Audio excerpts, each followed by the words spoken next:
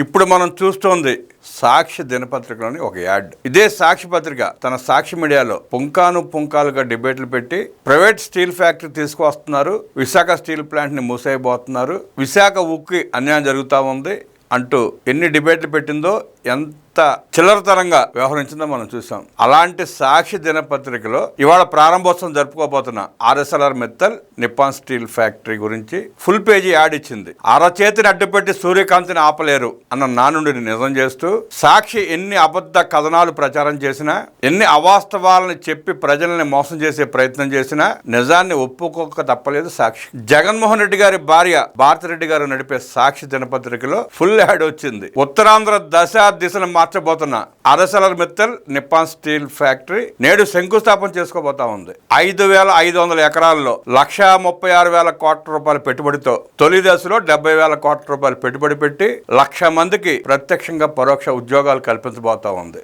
నారా లోకేష్ గారు ఒక్క phone call చేస్తే ఈ రోజు అనకాపల్లి జిల్లాలో ఆర్ఎస్ఎల్ఆర్ మిత్తల్ నిప్పాన్ స్టీల్ ఫ్యాక్టరీ భూమి పూజ చేసుకోబోతా ఉంది. కూటమి ప్రభుత్వం ఏర్పడిన 21 మాసాల్లో లక్షల కోట్ల రూపాయల పెట్టుబడులు వచ్చాయి, గ్రౌండ్ అవుతున్నాయి, గ్రౌండ్ కాబోతున్నాయి. భారీ ప్రాజెక్ట్. విశాఖపట్నాన్ని ఇప్పుడు దాకా విశాఖపట్నం అనుకునేవాళ్ళం కాదు, స్టీల్ సిటీ కాబోతా ఉంది. ఐటీకి కేర్ ఆఫ్ అడ్రస్, స్టీల్ ప్లాంట్లకి care of address Visakha steel city ప్రపంచవ్యాప్తంగా గుర్తింపు పొందబోతా ఉంది. ఇప్పటికే గూగుల్ డేటా సెంటర్ వచ్చింది, మొదలు కాబోతా ఉంది. టీసీఎస్, కాగ్నిజెంట్ లాంటి ఐటీ సంస్థలు, పెద్ద ఐటీ సంస్థలు మొదలు కాబోతా ఉన్నాయి. ఉత్తరాంధ్ర దిశను మార్చిపోతా ఉన్నాయి. త్వరలో మూలపేట పోర్ట్ ప్రారంభోత్సవం కాబోతా ఉంది. భోగాపురం ఎయిర్పోర్ట్ అందుబాటులోకి రాబోతా ఉంది. ఎర్ర బస్సు కూడా వెళ్ళని ప్రాంతానికి ఎయిర్పోర్ట్ అవసరం అన్నాడు జగన్మోహన్ రెడ్డి. అదే జగన్మోహన్ రెడ్డి భార్య భారతిరెడ్డి నడిపే సాక్షి దానికి కూడా ఫుల్ సైజ్ యాడ్లు ఇవ్వబోతా ఉంది, ప్రకటన చేయబోతా ఉంది. నిజాన్ని ఒప్పుకోక తప్పనిసరి పరిస్థితి ఏర్పడి ఇంకా మన విషయం జమ్మడానికి ఏమీ లేదు,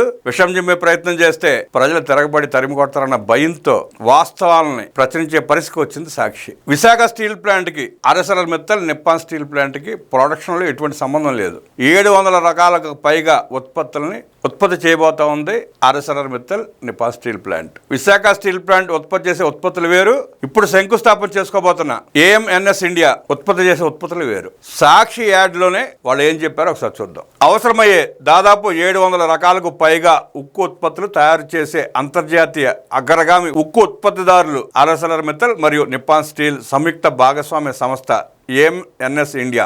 భారత ఉక్కు మంత్రిత్వ శాఖ నుంచి గ్రీన్ స్టీల్ సర్టిఫికేషన్ పొందిన సమీకృత ఉక్కు పరిశ్రమ ఇది. సురక్షితమైన నూతన ఆవిష్కరణలతో కూడిన సుస్థిర అభివృద్ధి లక్ష్యంగా పనిచేసే సంస్థ ఇది.